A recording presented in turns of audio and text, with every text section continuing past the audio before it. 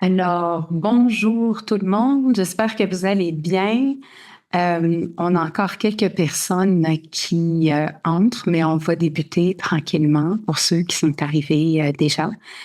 Alors, bonjour et bienvenue au webinaire Logement et personnes migrantes précaires au Québec et au Canada, un état des lieux.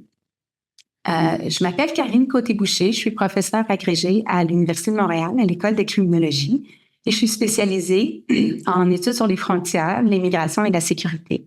Et je vais être l'animatrice de ce webinaire avec vous aujourd'hui. Cet événement est produit par l'ERICA. L'ERICA, c'est l'équipe de recherche sur l'immigration au Québec et ailleurs. Elle regroupe cette équipe des chercheurs et chercheuses de diverses disciplines et provenant de plusieurs universités québécoises. L'ERICA a pour objectif de faire émerger de nouvelles connaissances sur l'immigration au Québec et dans le monde grâce à une approche multidisciplinaire. Vous ne m'entendez pas suffisamment fort. Je vais parler plus fort. Merci, madame. Donc, vous pouvez retrouver les informations sur notre équipe à erica.org, donc ERIQA.org. J'ai quelques notes techniques pour vous aujourd'hui. Est-ce que ça va pour le son maintenant, Adil, qui fait notre technique?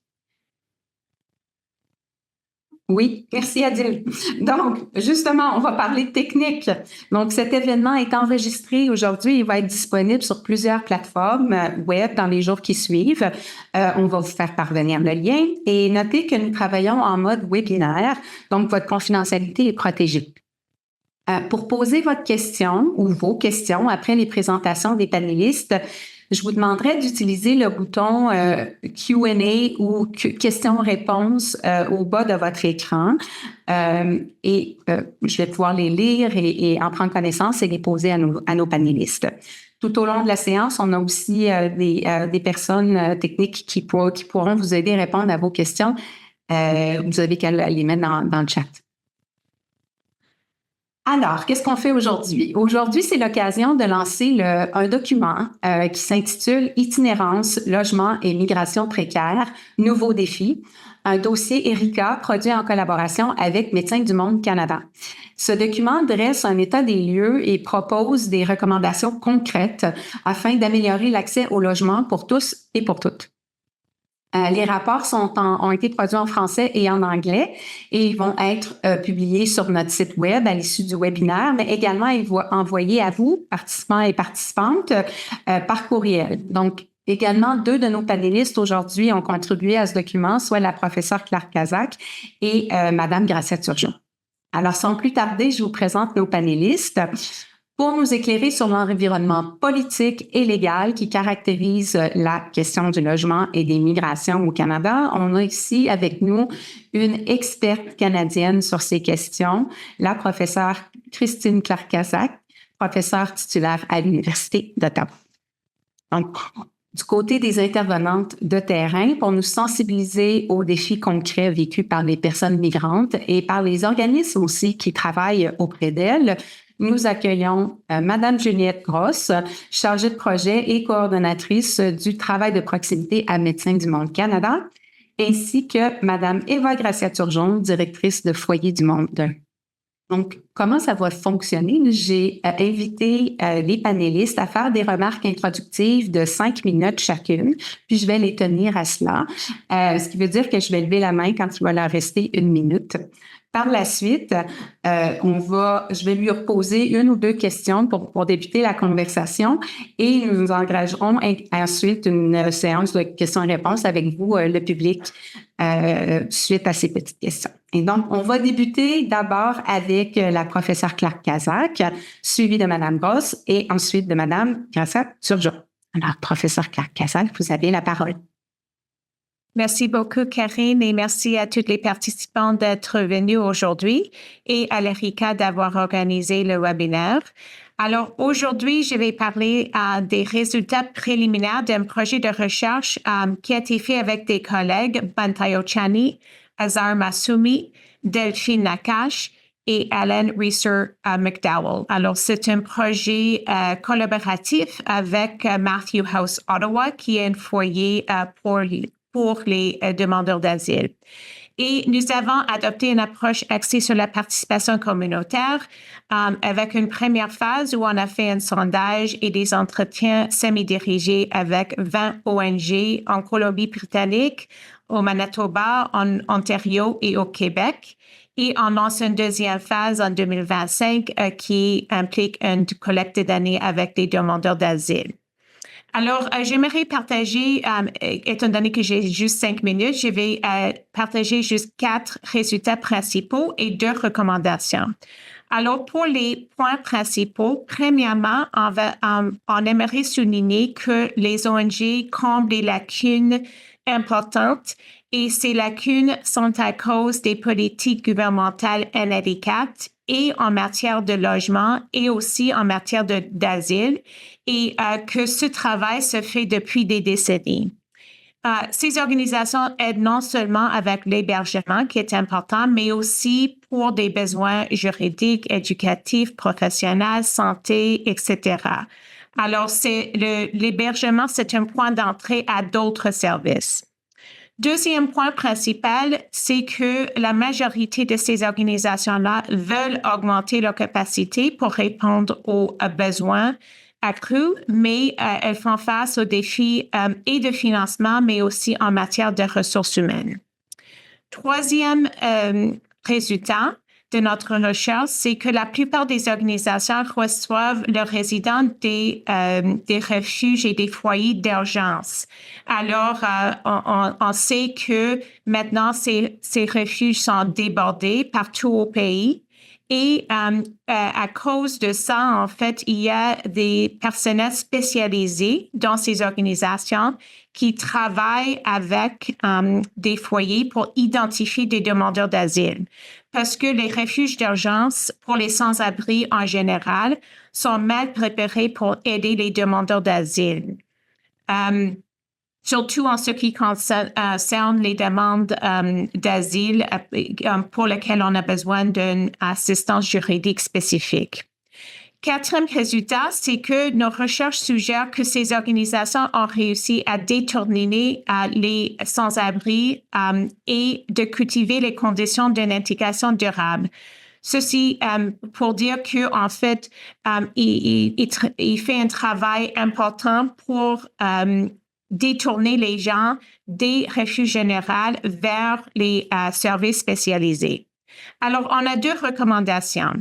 La première recommandation vise les gouvernements à tous les niveaux, fédéral, provinciaux et municipaux. Et on propose que ces gouvernements-là collaborent pour mettre en place un système de triage et d'orientation pour recevoir, mais aussi pour orienter les demandeurs d'asile et les diriger vers les services. Surtout en ce qui concerne les personnes ayant des besoins spécifiques, par exemple les enfants non accompagnés et aussi les personnes ayant besoin de services de santé mentale. Notre deuxième recommandation, c'est que actuellement, c'est une approche où le gouvernement fédéral paye très cher pour des hôtels. Et c'est pas une stratégie efficace. On propose que ces fonds publics seront mieux utilisés en investissant dans des solutions structurelles à long terme. Alors, il faut fournir un financement de base aux organisations qui travaillent depuis des dizaines d'années dans l'expérience et que si on fait le système d'orientation dont je viens de parler, qu'il faut en fait bâtir ce qui est déjà pour essayer d'éviter le dédoublement de travail. Alors, je vais arrêter là pour avoir des questions par la suite. Merci beaucoup. Merci beaucoup, professeur Clark-Kazak. C'est maintenant le tour de Madame Gross. Bonjour tout le monde. J'ai envie de commencer en rappelant juste d'abord qu'est-ce qu'on fait ici à Médecins du Monde par rapport aux personnes migrantes à statut précaire et sans statut. Donc, on a une clinique à Montréal avec des médecins, des infirmières et puis des travailleurs sociaux où on offre des services de soins de santé et puis de l'accompagnement social aussi aux personnes migrantes à statut précaire qui n'ont aucune couverture d'assurance maladie. En plus de ça, on fait du travail de proximité. Donc ça, c'est aussi ce que je coordonne, où on va dans Montréal rencontrer les personnes migrantes à statut précaire et sans statut, là où elles se trouvent, pour donner de l'information, faire des références, des accompagnements pour ces personnes-là en fonction de ce dont elles ont besoin. Rapidement, pour définir aussi qu'est-ce qu'une personne migrante à statut précaire versus une personne sans statut. Les personnes migrantes à statut précaire, c'est tous les statuts d'immigration qui donnent accès à très peu de choses en termes de programmes gouvernementaux. Donc, par exemple, entre autres, le fait de ne pas avoir accès à une couverture d'assurance maladie, de ne pas avoir accès à l'aide sociale, à l'assurance chômage et ce genre de choses. Puis, sans statut, ce serait plus l'absence de statut, mais ces deux catégories-là ont en commun de ne pas avoir accès à une grande partie des programmes gouvernementaux. Puis à noter aussi qu'on peut être sans statut et avoir une demande d'immigration en cours et puis être à risque aussi de se faire détenir et déporter, même si on a une demande d'immigration en cours, et que ce n'est pas la personne qui est illégale, elle est temporairement dans une situation irrégulière. Ceci étant dit, dans notre pratique, on rencontre de plus en plus de personnes migrantes à statut précaire qui sont en situation d'itinérance. Notre équipe au niveau social puis au niveau de la proximité est de plus en plus amenée à devoir trouver des solutions d'hébergement pour les personnes. Puis, c'est un petit peu galère de trouver des solutions parce que les personnes n'ont pas accès en général à tout ce qui est le financement au niveau du logement social. Puis que souvent, on va trouver des solutions d'hébergement où les personnes vont se retrouver un petit peu dans l'urgence, donc c'est-à-dire de l'hébergement qui est très, très temporaire, puis qui n'est pas toujours adapté à la réalité de ces personnes-là. Avec mon équipe, entre autres, là, pour ça, on a fait la tournée un petit peu des shelters à Montréal cette année pour se tenir un petit peu au courant de qu'est-ce qui se passe, en fait, c'est quoi les critères d'accès pour pouvoir mieux référer, mieux se connaître et puis former les équipes aussi dans les shelters sur la réalité des personnes migrantes à statut précaire et sans statut, parce qu'on se retrouve aussi avec des intervenants qui, des fois, ne savaient pas trop quoi faire avec ces situations-là, parce que l'itinérance de ce public-là est souvent très, très liée au statut d'immigration. C'est-à-dire que comme le statut d'immigration ne donne pas accès, par exemple, à l'aide sociale, par rapport à la couverture de santé aussi, donc les personnes peuvent se retrouver avec des factures d'hôpital qui sont gigantesques, puis après, par exemple, ne plus être en capacité de payer le loyer ou ce type de choses. Donc, les deux choses sont très, très liées. Quand on parle d'itinérance aussi, on va aussi souvent parler de personnes qui ont des enjeux de santé mentale. Il y a des personnes qui ont des enjeux de consommation, tout ça. Ça, c'est beaucoup des personnes qu'on va rencontrer sur le terrain, dans la rue. Puis, ces personnes-là, il y a souvent des enjeux encore plus grands pour tout ce qui est l'accès à la représentation. Donc, devoir trouver un avocat pour pouvoir régulariser au niveau du statut migratoire quand la personne, elle n'a pas d'adresse, elle peut pas avoir les courriers d'Immigration Canada ou que la personne tout simplement est désorganisée, qu'elle a pas un endroit aussi pour se stabiliser puis pouvoir faire ses démarches. C'est vraiment compliqué. Les démarches d'immigration et les frais d'avocat aussi, ça coûte cher. Les personnes n'ont pas toujours les moyens financiers de pouvoir se le payer. Puis avoir des avocats qui font des demandes complexes et qui acceptent l'aide juridique, c'est vraiment un défi supplémentaire pour ces personnes-là. À noter aussi que les personnes migrantes à statut précaire et sans statut ont de façon générale une moins bonne santé autant au niveau physique qu'au niveau mental. Au niveau physique, ça va être des personnes qui vont nous consulter parce qu'il y a des enjeux de santé qui sont très grands parce qu'ils n'ont pas été pris à temps. Donc, par exemple, il me reste une minute. Par exemple, des diabètes qui sont non contrôlés, ce type de choses, ou des femmes enceintes, par exemple, qui n'ont pas forcément eu le suivi de grossesse dont ils avaient besoin, des femmes qui sont à 9 mois de grossesse puis qui n'ont jamais vu un médecin, tout ça.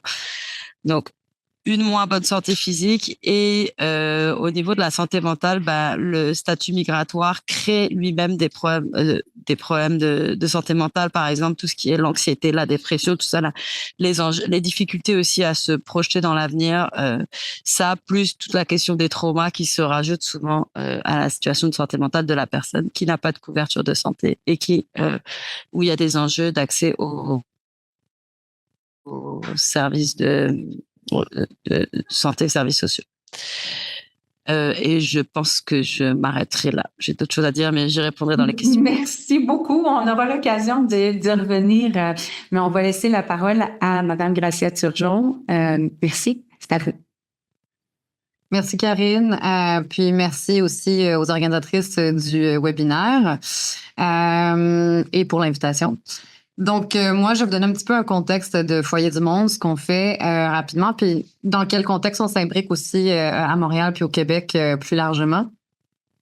Donc, Foyer du Monde, c'est une maison d'hébergement pour des familles demandeuses d'asile ou migrantes à statut précaire, comme Juliette l'a expliqué. Là, on comprend un petit peu plus les matrices de c'est quoi une personne migrante à statut précaire. On accepte aussi des personnes sans statut, mais en minorité. C'est souvent des cas plus difficiles à accompagner, pas juste au fait qu'il y a un gros manque d'accès à la justice, mais comme elle l'expliquait aussi tout à l'heure, c'est très compliqué de regagner un statut et d'avoir accès à des services parce qu'on peut avoir un statut migratoire, mais finalement pas une demande en cours, pardon, mais pas un statut migratoire qui va avec, ce qui complexifie énormément les choses. Donc, Foyer du Monde, ce qu'on va offrir, c'est la porte d'entrée, c'est l'hébergement. Comme disait Christina, dans beaucoup de cas d'organismes, c'est comme ça que les gens vont arriver ici. Par contre, c'est aussi une multitude de services. Donc, on va vraiment avoir des services comme une avocate sur place.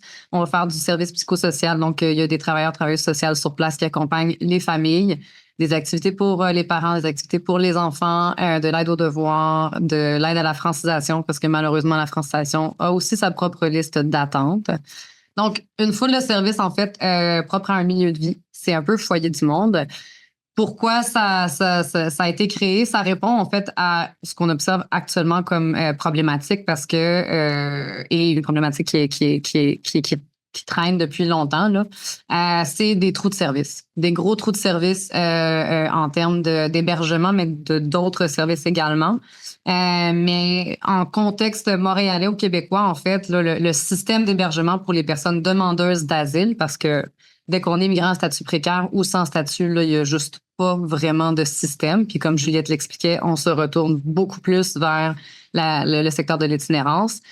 Pour les demandeurs d'asile, ce qui existe, ce qui a été créé et financé, c'est le PRAIDA. Fait que ça, c'est le programme régional d'accueil et d'intégration des demandeurs d'asile. C'est provincial. C'est un gros centre d'hébergement qui a environ 1200 lits et où les gens restent en 2 semaines à l'arrivée. Donc, ça, c'est comme ce qu'on appellerait un welcome center, donc un centre d'accueil. C'est super important déjà, mais le problème, c'est plus l'après. Il n'y a pas une transition qui est financée par rapport aux ressources en hébergement. Donc, ce qui existe, ce sont des petites maisons d'hébergement comme Foyer du Monde. Nous, Foyer du Monde, on a une capacité de 35 personnes qui vont rester entre 3 mois et 12 mois. C'est à peu près l'équivalent aux autres maisons d'hébergement. On est 3 actuellement sur l'île de Montréal. Donc, il y a Foyer du Monde, il y a le pont, il y a la traverse. On est petit parce qu'en fait, il n'y a pas de financement public, malheureusement. Donc, on doit vraiment se dépatouiller pour survivre. Et c'est sûr qu'on a des capacités limitées. Donc, à nous 3, ce qu'on est capable de couvrir, c'est 85 à 90 lits par année. Donc, c'est sûr que ce n'est pas beaucoup. Bon, après ça, nos services sont aussi axés vraiment, comme je disais tout à l'heure, vers une clientèle qui est très spécifique. C'est les migrants statut précaire et les demandeurs d'asile. Mais dans les maisons d'hébergement, on va viser beaucoup les familles. Parce que les familles, elles sont séparées quand on est dans le secteur de l'itinérance. Et donc, on essaie d'être complémentaires le plus possible. Puis aussi, il faut se dire que on veut pas séparer les familles. Par contre, il y a un trou de service pour les hommes seuls. Donc, il n'y a qu'une seule maison d'hébergement qui prend les hommes seuls. Et il y a définitivement beaucoup de demandes pour les hommes seuls qui, malheureusement, eux, se retrouvent un petit peu plus sur le secteur de l'itinérance. Donc, Ça, c'est un petit peu la grosse l'image, si on veut, là, du secteur actuel et qui a été, si on contextualise, qui a changé énormément après la pandémie. Donc, la pandémie a vraiment mis à sac certaines choses cruciales. Bon, déjà, en fait, de l'investissement, en fait, dans le secteur. Donc, après, on a fermé les frontières avec la pandémie. Donc, après la réouverture des frontières, tout ce qui avait été retiré comme fonds n'a jamais été remis. Et là, on se posait la question, mais là, c'est quoi la crise? Qu'est-ce qui se passe? Ben, ça, c'est une raison directement liée à ça. Donc, à la désorganisation qui s'est faite, parce que bon, il y a eu des liens aussi qui ont été coupés entre beaucoup d'organismes communautaires. Tout le monde s'est replié sur eux-mêmes, mais aussi il y a eu beaucoup moins de financement, de coordination entre les différents paliers, parce que c'est plein de paliers qui sont impliqués à faire l'accueil, finalement, de ces personnes-là. Et puis, ben, ensuite aussi, il y a eu la fermeture de Roxham. Et ça, c'est non négligeable pour nous. Ça a fait une énorme différence. Avec la fermeture de Roxham, puis aussi la nouvelle mouture de l'entente des tiers pays sûrs, qui, elle, disait qu'elle ajoutait une nouvelle clause, qui est encore un mystère à ce jour, le délai de 14 jours. Donc, quand une personne demandeuse d'asile fait la demande d'asile, elle doit avoir un délai de carence de 14 jours, en fait, d'une fois qu'elle est rentrée au territoire pour faire cette demande d'asile-là. Par contre, l'accueil à Praïda et l'admissibilité pour une personne demandeuse d'asile à Praïda, ben c'est un maximum de 10 à 12 jours sur le territoire. Ça ne marche pas. Donc, si une personne, elle attend trop longtemps, elle n'accède plus à ce service-là. Donc, c'est des lois qui sont pas complémentaires et c'est aussi ça qui nous met des bâtons dans les roues. Et je vais m'arrêter là-dessus parce que j'ai fait mon 5 minutes. Merci. Merci beaucoup, Madame Gressette-Turgeon. Donc, on a commencé à obtenir des questions de votre part, l'audience, mais si vous voulez ajouter vos questions, n'oubliez pas, vous avez un bouton de questions et réponses dans le bas de votre écran. Donc, n'hésitez pas à vous exprimer puis à poser des questions ou faire des commentaires. Tel qu'expliqué tout à l'heure, je vais commencer par quelques questions pour nos panélistes, ce qui va vous donner le temps là, d'inscrire vos questions dans la section questions et réponses. D'abord, on avait un commentaire de Madame Catherine Quimper qui nous dit: à Praïda, il est vrai que nos hébergements sont de courte durée, mais les DA peuvent séjourner chez nous jusqu'à 6 semaines. DA serait, est-ce que quelqu'un connaît cette expression, Eva? Demandeur d'asile. Demandeur d'asile, voilà, merci beaucoup. Alors, je devrais savoir ça quand même. Je vous donne la possibilité de parler un petit peu plus pour commencer. Et cette question-là, ça s'adresse à Madame Gross et à Madame Gressette-Turgeon. Vous avez commencé à nous parler un petit peu des conséquences quotidiennes de la crise du logement pour les migrants puis les migrantes qui demandent l'aide de votre organisme. Je serais intéressée à vous entendre un peu plus sur ça, sur ces conséquences-là quotidiennes pour les migrants et les migrantes, mais aussi pour vous, c'est-à-dire pour les employés et les bénévoles de vos organismes. Qu'est-ce que ça représente, la crise du logement actuellement? On peut commencer avec Eva Gressette-Turgeon. Je vais me lancer, parfait. Merci, Karine, pour la question. Ben, c'est sûr que d'un côté, ça fait qu'il y a une plus grosse pression sur les organismes communautaires. Nous, on est à un taux de refus de 80% actuellement. On fonctionne par liste d'attente. Ça se voit, c'est ça. Donc, déjà, c'est qu'il y a plus de gens qui se font évincer ou qui sont plus en capacité de payer le loyer et qui viennent cogner à notre porte, alors qu'avant, on avait beaucoup plus de références directes de Praïda, par exemple, ou d'hébergement en itinérance, donc des personnes qui n'étaient jamais passées par un appartement nécessairement. Donc, la nature ou le visage de la problématique, elle change. Puis, du côté des gens qui sont chez nous déjà, donc comment on le voit, ben, c'est que c'est beaucoup plus long et difficile d'avoir un appartement. Et on doit mettre en place des mesures aussi pour aider à ce que les gens soient prêts à payer les prix parce que les prix ont énormément augmenté. C'est pas l'aide sociale qui couvre vraiment le coût du loyer actuellement.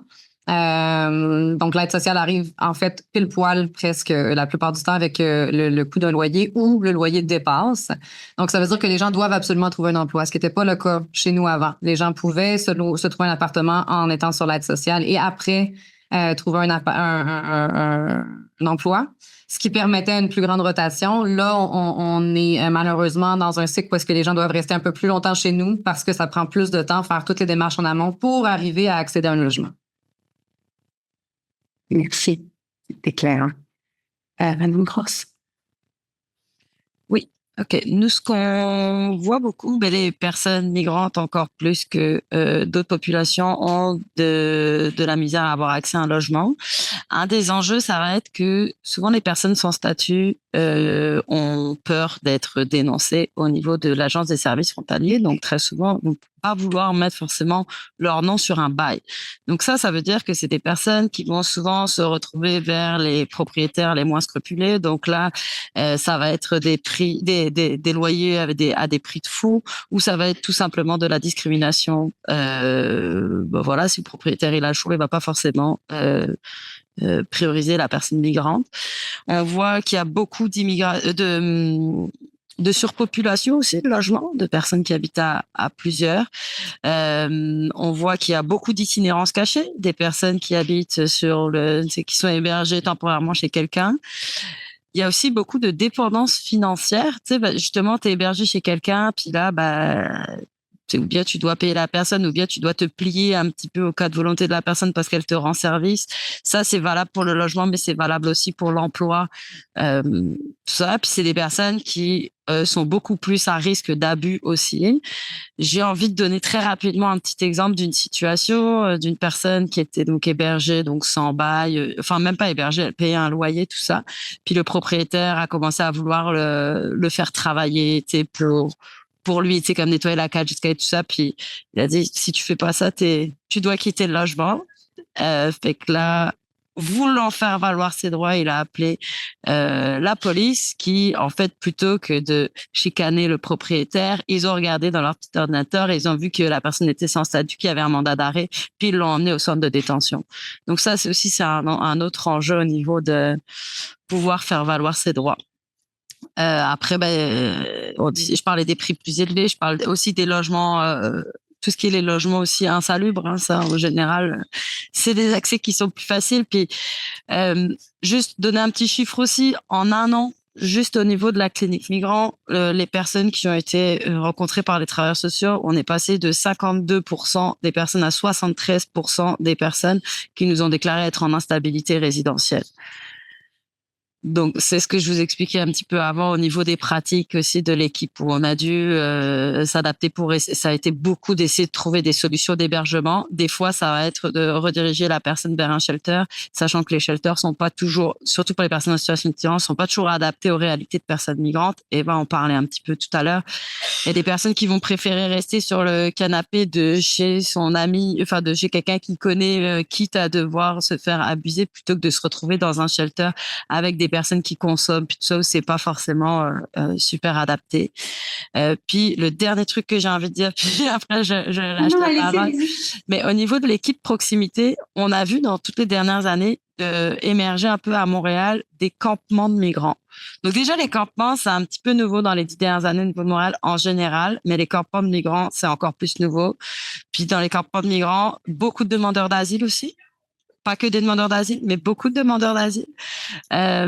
Puis c'est souvent des campements de personnes qui se tiennent par communauté culturelle et des campements qui sont très temporaires, donc très compliqués à rejoindre parce qu'il y a la peur aussi, il y a toujours cette peur de la police, puis une peur qui est réelle. Donc très compliqué au niveau du travail de rue, travail de proximité d'aller les rejoindre.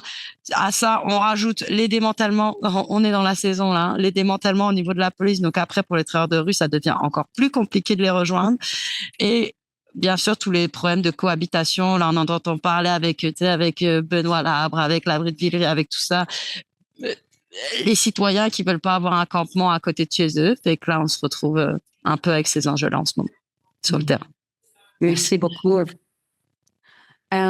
Je vais passer aux questions qui ont été proposées par l'audience et je vais commencer par une première qui est posée à la professeure Claire Kazak. Je vous la lis, d'accord? De Monsieur Kézilitan. Concernant la première recommandation de Claire Kazak, Je vous invite, là, professeur Kirkazak, à nous la rappeler dans votre dans votre réponse. Donc, concernant votre première recommandation, on suppose qu'une telle collaboration existe déjà, mais il est bien connu qu'elle ne fonctionne pas très bien. Donc, comment repenser et renforcer cette collaboration qui est essentielle pour un programme efficace? Oui, merci pour la question. Alors, je pense que comme la personne a dit, on a déjà une collaboration, mais la collaboration ne marche pas très bien parce que, en fait, ça demande une collaboration étroite avec les différents niveaux du gouvernement. Parce que le fédéral, c'est responsable pour les demandes d'asile, pour traiter les demandes d'asile et pour les ministères comme immigration, services frontaliers. Alors, eux, il faut en fait traiter la demande assez efficacement, mais aussi la traiter la demande pour les permis de travail. Et parfois, en fait, il y a un retard pour avoir le permis de travail qui empêche par la suite, en fait, une lettre de l'employeur pour avoir un logement, etc. Alors, au niveau des fédérales, on doit intervenir dans ce sens-là. Et puis, au niveau du logement proprement dit, ça, c'est plutôt la responsabilité des municipalités et aussi les provinces. Et là, en fait, on commence à avoir la conversation, mais ce qu'on voit, c'est une réponse vraiment fragmentée. Ça dépend où, en fait, on est dans le pays, si on a un système ou pas. Dans le passé, c'était vraiment les grandes villes, Toronto, Montréal, Vancouver, qui avaient quand même un système en place. Mais maintenant, on voit de plus en plus d'autres villes comme Ottawa, des villes, Edmonton, des villes qui sont plus petites, qui reçoivent de plus en plus des demandeurs d'asile. Et comme Eva a dit tantôt, surtout avec la fermeture de chemin Roxham, on a maintenant des personnes qui font des demandes partout au pays. Et c'est là où, en fait, on a besoin d'un système de coordination. C'est important que le gouvernement fédéral prend le lead pour organiser la réponse, pour avoir un système, un point d'entrée pour les gens. Et si quelqu'un fait une demande ou approche comme un agent d'immigration, que cet agent-là c'est où, en fait, référer les gens. Et c'est là, en fait, le lacune actuel, c'est qu'il n'y a aucun système coordonné pour, en fait, traiter pour traiter les demandes d'asile, mais pas pour tous les autres services. Et c'est là où on a besoin de plus de coordination. Merci beaucoup. J'ai une autre question pour vous. Suite à la présentation de Mme Brossette-Turgeon, mais je pense que les trois panélistes pourraient y répondre. On me demande, j'aimerais en savoir plus sur les lois qui sont non complémentaires. Donc, le problème entre l'accord de tiers pays sûr et les lois et les réglementations municipales et provinciales en matière de logement. Donc, puis on aimerait ça avoir des exemples un petit peu plus concrets d'enjeux qui sont générés par ces tensions, ces contradictions entre différentes réglementations, particulièrement des conséquences quotidiennes auxquelles vous avez pu être confrontés. Est-ce que Eva ou Juliette, Eva? Oui. Je peux me lancer. Il y en a malheureusement beaucoup. C'est une excellente question.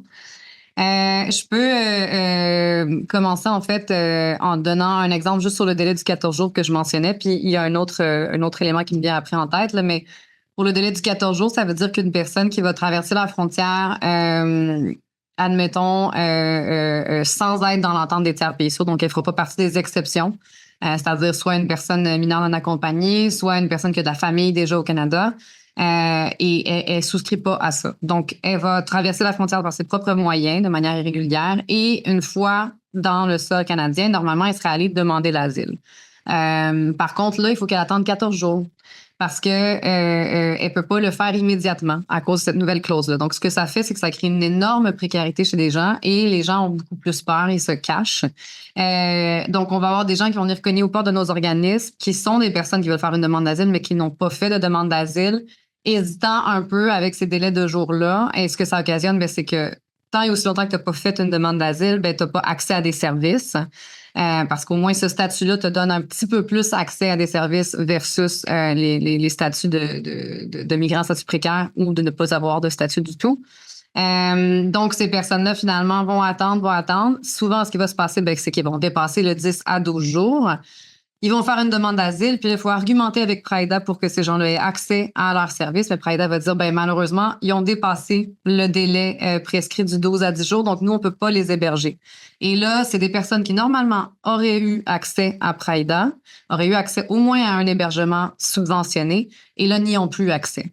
Donc, nous, on se retrouve avec beaucoup plus de cas comme ça où il faut qu'on soit créatif. C'est vraiment ça, parce que sinon, c'est la rue qui attend ces familles-là.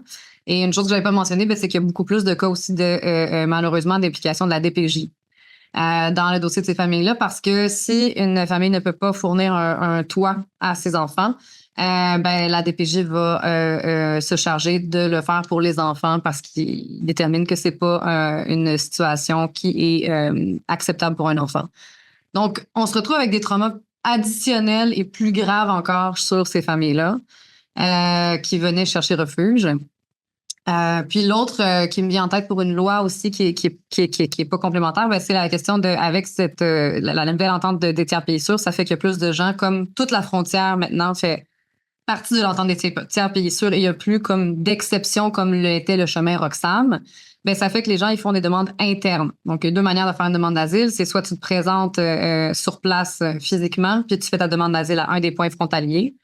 Ou, c'est ça, l'autre point frontalier, ça peut être l'avion. Donc, tu vas le faire en avion aussi, puis tu peux faire après ta demande à l'interne. Donc, c'est comme deux manières. Mais si tu fais ta demande à l'interne, tu n'auras pas non plus accès à Praida parce que le temps de faire ta demande, ce sera plus de 10 jours. Donc, c'est la même chose. On arrive avec une famille qui va débarquer à l'avion. Les agents à l'aéroport ne leur ont pas dit, ne leur ont pas donné d'indication. Comme Christine a dit, il n'y a pas ce système-là en place. La famille se présente, elle va cogner à Praida, mais Praida va leur dire, vous n'avez pas fait de demande d'asile. On peut pas vous prendre, vous n'êtes pas demandeur d'asile. Et là, la famille, elle ne sait pas où aller. C'est horrible, en fait. Depuis le changement de l'entente des tiers pays sûrs, c'est beaucoup plus complexe. Donc, je vais m'arrêter là. Merci beaucoup. Je rajouterais, avant de poser une autre question, quelqu'un a ajouté dans le chat un exemple concret sont les refuges pour femmes qui se demandent s'ils ont le droit de les accueillir donc les demandeurs d'asile les premiers 14 jours. Donc, on voit qu'il y a des difficultés là, pour les gens qui offrent de l'hébergement. Puis, je me permets de nommer la personne puisqu'elle a écrit son nom, là, Adriana de l'Initie. Donc, merci à Mme Hernandez. Une autre question qui nous a été posée, est-ce que vous croyez que l'un des grands défis, c'est le fait aussi que la majorité des migrants ne sont pas souvent conscients de leurs droits? Par exemple, la discrimination dans le lieu de travail et emploi ou en matière de logement. Ils n'ont pas les outils nécessaires, les rendant souvent dépendants. Donc ça, j'aimerais entendre la professeure Karkazak et Mme Gross là-dessus. Peut-être que je peux commencer si Juliette me permet. Je pense que c'est ça, c'est un gros problème que les gens ne connaissent pas leurs droits ou comme Eva a dit, ils hésitent à revendiquer leurs droits parce qu'ils craignent que ça puisse en fait causer d'autres problèmes. Alors, c'est un problème de connaître les droits. Et encore une fois, dans un autre endroit, on avait recommandé une vulgarisation, en fait, parce que la loi, c'est local, c'est au niveau des provinces. Alors, chaque province a des différences. Alors, il faut une vulgarisation de ces droits-là.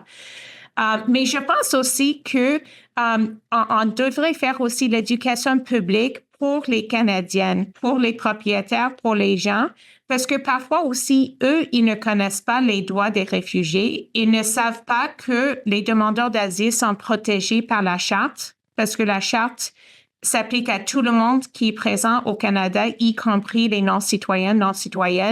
Alors, je pense aussi que l'éducation devrait se faire dans les deux sens. Oui, pour les gens qui demandent, qui font une demande d'asile, mais aussi pour les Canadiens et Canadiennes sur place. Merci. Donc, Mme Gross, si vous voulez répondre à la question, puis aussi si vous aviez des choses supplémentaires à ajouter sur les lois non complémentaires. Oui. Je parlais tout à l'heure du fait que les personnes migrantes à statut précaire et sans statut sont plus que d'autres populations victimes d'abus. Il y a toujours l'enjeu de porter plainte de façon sécuritaire. Il existe toujours à Montréal une collaboration entre le SPVM et l'Agence des services frontaliers qui fait que les personnes qui sont victimes ne peuvent pas poser plainte de façon sécuritaire. Donc ça, c'est un premier enjeu. Après, effectivement, il y a l'enjeu de connaître ses droits et de connaître les ressources, les recours, tout ça. Et puis, c'est d'ailleurs ce qu'on fait au quotidien avec mon équipe en allant dans les différents milieux. Mais après, faut pas se mentir, c'est qu'il y a quand même peu de droits. Quand on parle de personnes sans statut, même s'ils sont pas sans zéro droit, il y a quand même peu de droits. Donc, et après, il y a les enjeux de faire valoir ses droits. C'est notamment, tout à l'heure, je parlais aussi de la question d'accès à des représentants, des avocats, tout ça. Ça, c'est quand même vraiment un énorme défi. J'ai envie de revenir très rapidement aussi sur la question de tout à l'heure, qui avait été posée par rapport aux politiques qui se coïncident pas. Moi, je veux prendre l'exemple de la couverture de santé. Donc, par exemple, il y a le PFSI pour les demandeurs d'asile. Une fois que tu es accepté comme réfugié, si tu es accepté comme réfugié, tu vas avoir un PFSI qui va être valable encore pendant 3 mois, le temps que tu fasses ta demande de RAMQ, puis que ta demande de CSQ, pardon. Dites-nous, c'est quoi le PFSI pour les gens qui connaissent? Ah, OK. Programme fédéral de santé intérimaire. C'est une couverture fédérale pour les demandeurs d'asile. Donc là, les personnes doivent demander leur certificat de sélection du Québec et leur RAMQ. Sauf que ce qui se passe, c'est que pour plein de raisons, souvent, les personnes ne vont pas avoir la RAMQ avant l'expiration de leur PFSI. Donc là, les personnes vont tomber dans un trou de service. Puis là, les intervenants vont devoir faire du bricolage, essayer de demander des choses discrétionnaires, ou des accélérations de traitement de CSQ, tout ça. Mais c'est qu'il y a comme pas de cohérence, il y a pas de, en tout cas, c'est pas arrimé entre le fédéral et le provincial. Ça, c'est juste un exemple au niveau des réfugiés acceptés, mais ça l'est à beaucoup d'autres étapes au niveau des couvertures de santé. L'autre chose que j'ai envie de dire, c'est quelque chose qui est passé un petit peu sous les radars il y a plusieurs mois, je pense que c'était en mars ou en avril dernier, c'est que avant, une fois que si tu étais refusé au niveau de la demande d'asile, bon, déjà ton PFSI continuait à être valide jusqu'à temps qu'il y avait une date une date de renvoi du pays, et la personne, comme elle n'avait pas de date de renvoi, elle était toujours légalement sur le territoire, elle pouvait avoir un permis de travail ouvert.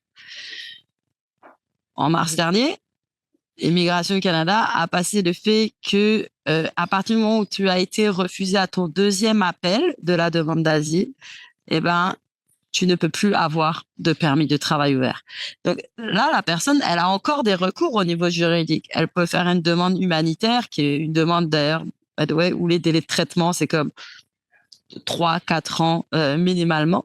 Donc, elle peut faire une demande humanitaire, elle peut faire une demande d'examen des risques avant renvoi. Bon, elle a des options juridiques de recours qu'elle peut faire, la personne refusée à la demande d'asile. Mais elle n'a plus de permis de travail après son deuxième appel.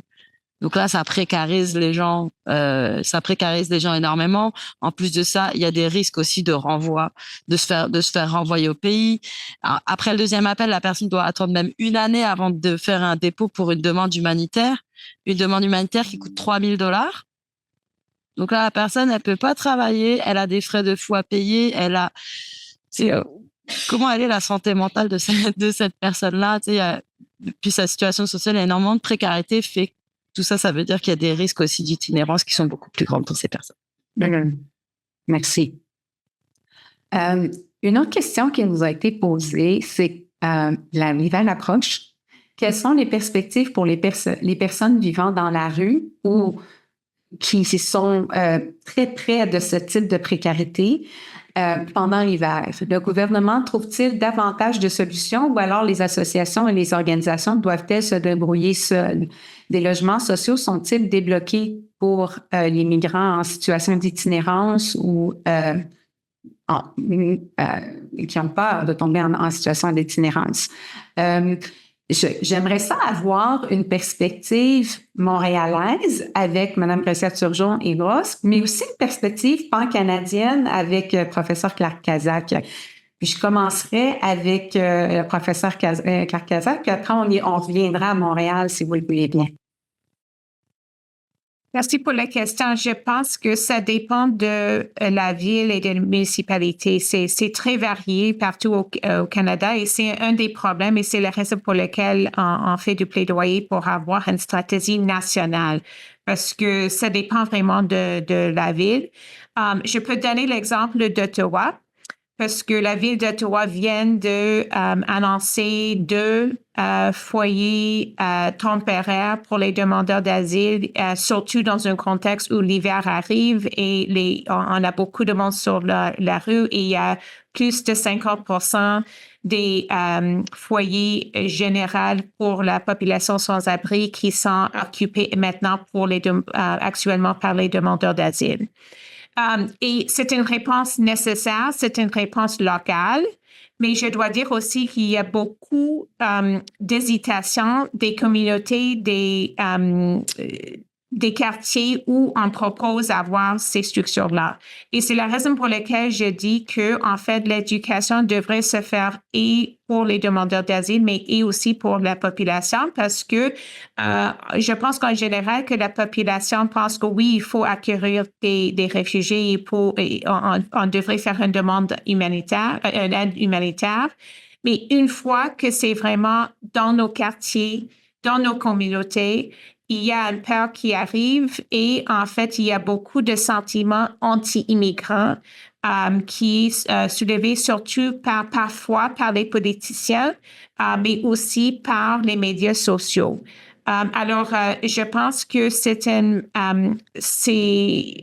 la réponse courte, c'est que ça dépend mais deuxièmement, c'est que c'est plus compliqué qu'on ne pensait parce que on avait pensé, OK, bien, la ville d'Ottawa prend la responsabilité, il fait quelque chose, mais il y a une résistance locale aussi et il faut en tenir compte.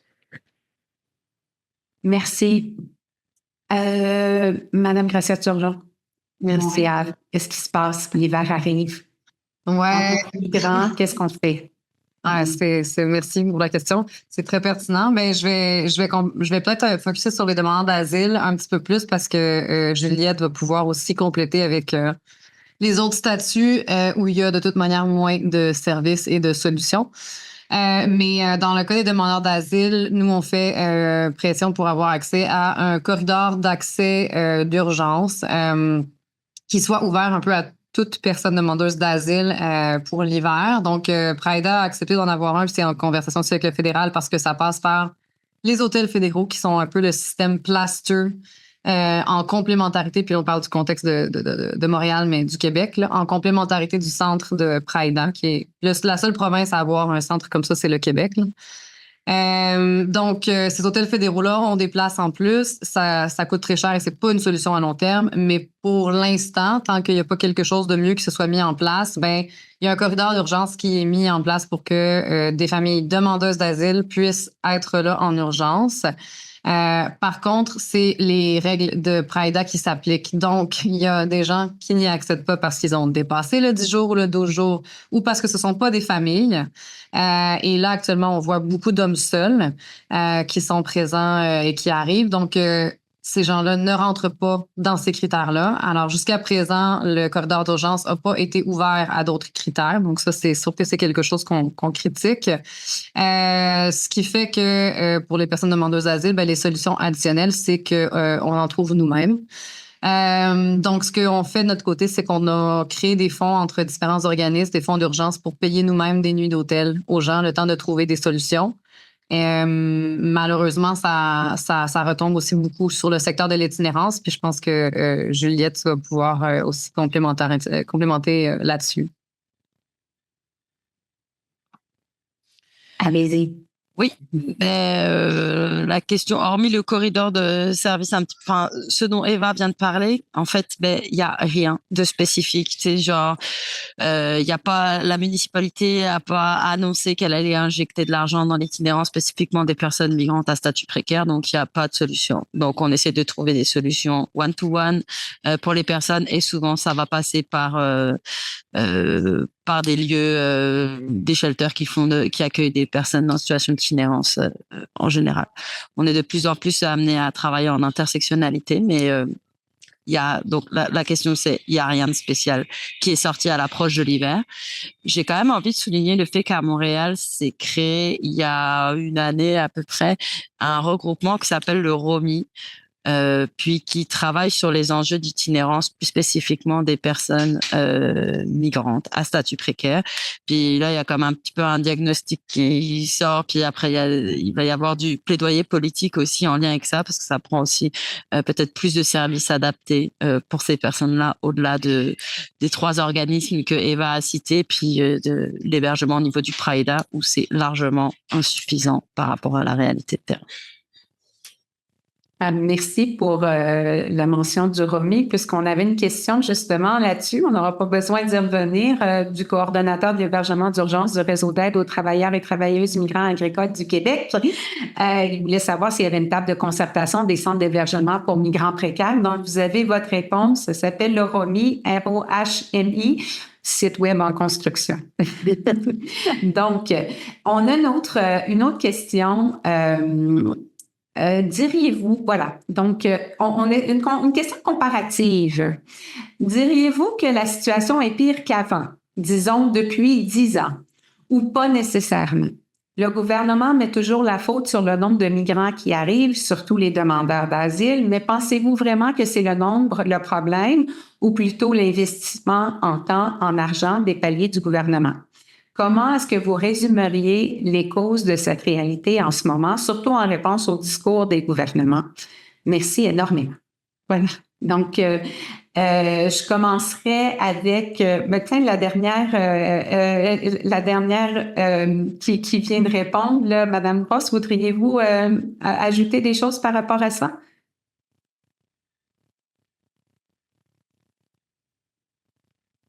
Madame Ross, est-ce que vous avez une réponse à ça par rapport au peut-être contexte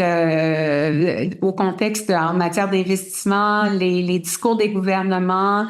Est-ce que la situation est pire ou meilleure? Certainement pas meilleure, mais est-elle vraiment pire que depuis 10 ans? Voyez-vous des choses?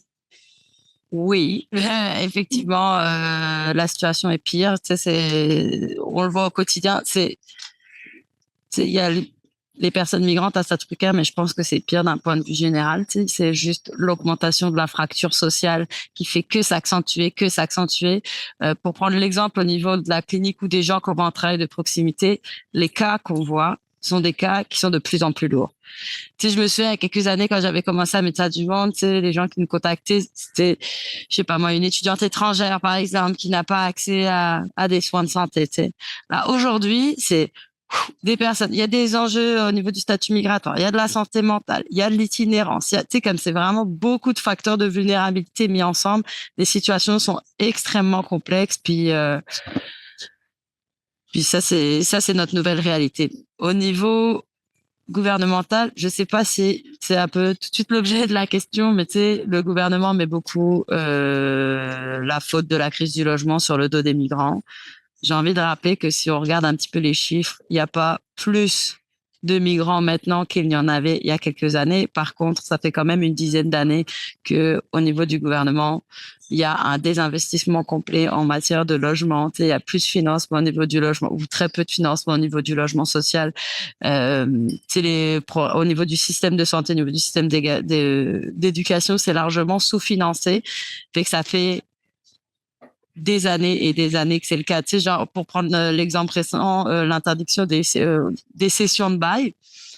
Ben, les cessions de bail, c'est ce qui préservait des loyers abordables. Tu sais, donc pour des populations précaires, c'était intéressant. Puis là, le gouvernement vient de couper là-dedans. Donc après, on peut bien dire que c'est la faute des migrants, mais je pense que les migrants ils ont bon dos, puis qu'il n'y a pas plus de migrants aujourd'hui qu'il n'y avait il y a quelques années. Fait que il y a aussi au niveau de l'opinion publique, puis de tout ce qui se passe au niveau de gouvernemental, ça a un impact énorme. Je pense qu'il y a une méconnaissance au niveau de la réalité de terrain versus ce qu'on voit dans les médias. Merci. Professeur Klatkasuk. Je suis d'accord avec Juliette. En fait, j'ai pas beaucoup à ajouter. Je pense qu'il y avait un manque d'investissement dans le logement. mais il y avait aussi dans le secteur privé et même pour les Canadiens ordinaires, le logement comme un investissement, le logement pour en fait préparer pour la retraite, le logement. Alors, on avait conçu le logement pas comme un service social de base, mais plutôt comme quelque chose d'économique et d'investissement. Alors, ça a causé en fait des investissements dans le logement abordable et des logements communautaires. Et pour le nombre, oui, c'est vrai que, comme Juliette a dit, le nombre d'immigrants en général n'a pas changé. On a vu qu'on a plus de demandeurs d'asile. Alors, on avait posé la question quand on en a fait ces entretiens avec des organisations communautaires. Et c'est vrai qu'ils n'ont pas la capacité actuellement pour répondre à cette demande accrue. Mais c'est pas parce qu'ils ne veulent pas le faire, c'est plutôt les ressources humaines et financières. Alors, je pense qu'on a la capacité d'y répondre. Et je pense que, comme Juliette a dit aussi, c'est un problème de médias qui le présente comme une crise, entre guillemets. Et je pense que si on a une perspective de crise, c'est toujours une réponse humanitaire urgente à court terme. Mais si on le voit, en fait, d'un problème structurel à long terme, on a besoin des réponses structurelles et des réponses où on va créer une situation qui ne va pas se reproduire le même problème chaque année. Alors, je pense que c'est il faut un investissement, mais il faut aussi l'action du gouvernement à tous les niveaux pour essayer de résoudre ce problème parce que ce sont des problèmes structurels dans lesquels les demandeurs d'asile arrivent. Ce n'est pas eux qui ont créé ces problèmes-là. Merci. J'aurais une dernière question pour vous trois en 1 minute chacune parce qu'on arrive bientôt à la fin de notre webinaire. Quelqu'un nous dit, une personne me disait ce matin en lien au sujet que les organismes amènent des nouvelles personnes en itinérance, qu'elles les attirent. On entend même aussi que si on donne trop de services aux migrants ou aux demandeurs d'asile, ils vont venir davantage chez nous. Hein? Donc, cette personne-là dit, en mentionnant que c'est souvent le contraire, un organisme s'établit suite aux besoins du secteur, la personne n'était pas convaincue. Comment est-ce que vous répondriez à cette personne? Je commencerai avec Mme Grosset-Turcot. Merci. Moi, je pense que c'est aussi une question de concept ou de paradigme. On a su très bien accueillir les personnes migrantes. Moi, je peux parler spécifiquement des demandes d'asile dans le cas de 2017, quand on a ouvert le stade olympique, puis que on a fait l'accueil de ces personnes-là et ça s'est super bien passé. Ça a été bien concerté. C'était magnifique à voir aller. On est capable. En fait, c'est ça. Puis si on se replace dans tout le discours médiatique, politique, la capacité d'accueil, c'est fictif. Ça n'existe pas. C'est hypothétique. C'est une capacité ou une volonté, en fait, d'accueillir. Et c'est à ça qu'il faut qu'on revienne. Donc, il va y avoir des besoins tout le temps. Ça, c'est sûr et certain. Depuis la pandémie, il y en a plus partout à travers le Canada. Les gens, il y a des choses qui ont été fracturées, il y a des choses qui ne sont plus comme avant. Mais on a la capacité, on l'a. C'est une question de volonté. C'est vraiment de la volonté d'accueillir. Et actuellement, malheureusement, côté politique, c'est ça qui blesse et c'est ça qui crée cette narrative où on compte chaque service qu'on donne. Puis là, c'est pas comme ça qu'on a eu l'habitude de le faire au Québec. Puis ça devrait pas être comme ça qu'on le fasse maintenant. Là. Merci. Professeur Claire Kazak. Je pense que je donnerai l'exemple de l'Ukraine. On a lancé un programme pour les Ukrainiennes et Ukrainiennes et c'était sans limite, en fait. Et le Canada a reçu plus de 1 million de demandes, mais il y avait juste 300 quelque chose qui sont arrivés ici. Alors, même si on crée des structures, c'est pas tout le monde qui va y arriver. Mais deuxièmement, c'est qu'il y a des Ukrainiens qui sont retournés en Europe. Alors, les gens utilisent les services parce qu'ils en ont besoin. Une fois que c'est pas nécessaire, ils vont pas continuer d'utiliser les services. Et je suis d'accord avec Eva qu'on a la capacité, c'est la volonté qui manque. Et encore une fois, ce qu'on a vu avec les Ukrainiennes, on avait la volonté politique et on a pu faire des choses et personne ne parlait de la capacité dans ce contexte-là. Merci.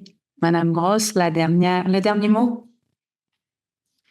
Oui, je rejoins mes collègues sur ce qu'elles viennent de dire. Souvent, l'utilisation des services, c'est contextuel. Je parlais avant du fait que on n'est pas sans statut, on n'est pas illégal, on est temporairement dans cette situation-là. Puis si à un moment donné, il y a un mois où on a besoin d'aller dans une banque alimentaire, où on a besoin d'aller d'être hébergé, de dire que c'est les organismes qui créent ça. Je suis pas trop en accord avec ça parce que on regarde pas les personnes aussi qui sont plus là-dedans, mais c'est aussi le contexte social qui crée le fait que les personnes ont besoin d'avoir accès à ça. Moi, j'ai envie de dire quand même que pour le mot de la fin, que le droit d'asile est complètement attaqué, que ce soit ici ou que ce soit à l'étranger. On n'arrête pas de mettre en place des politiques qui font que ça précarise en fait, si je peux dire, le droit d'asile. Puis en fait, une demande d'asile qui est mal montée, par exemple, là, c'est la porte ouverte à la précarité au niveau du statut migratoire et c'est la précarité au niveau du logement, par exemple. Par exemple, toutes les histoires de demandes d'asile abandonnées en ce moment parce que ça fonctionne pas au niveau du système, tout ça, c'est la porte ouverte à devenir une personne sans statut. Et puis là, c'est beaucoup plus compliqué de régulariser au niveau du statut migratoire.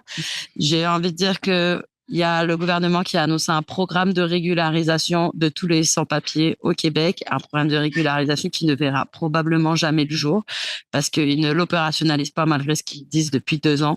Mais ça, ce serait quand même une solution pour déprécariser les personnes et faire en sorte qu'elles puissent avoir accès à un permis de travail, à la couverture de santé, à tous les droits sociaux qui vont avec. Et donc, peut-être qu'il y aurait moins à avoir accès à ces solutions d'urgence qui sont les banques alimentaires, les shelters, tout ça. Donc ça si prend une je vous solution. entends bien, toutes les trois, ce dont on a besoin, c'est des solutions à long terme, des solutions structurelles qui produisent pas de l'itinérance et de la précarité chez les migrants, mais qui accueillent ces migrants, qui leur permettent aussi de s'établir, d'obtenir un emploi et de faire leur demande d'asile de façon soutenue et avec de l'accueil et de l'hospitalité. Alors, on va se laisser là-dessus. Je vous remercie toutes les trois pour vos lumières, vos lanternes sur cette question. Je remercie aussi tous les participants et les participantes pour vos questions. Je suis désolée, j'ai pas eu le temps de passer à travers les questions de tout le monde. J'espère que vous allez me pardonner. Je vous invite néanmoins à visiter le site de l'ERICA pour en apprendre plus sur nos activités, mais aussi pour lire le document que nous allons mettre en ligne très bientôt sur ce thème. Donc, je remercie tout le monde et je vous souhaite une belle fin de journée. Au revoir.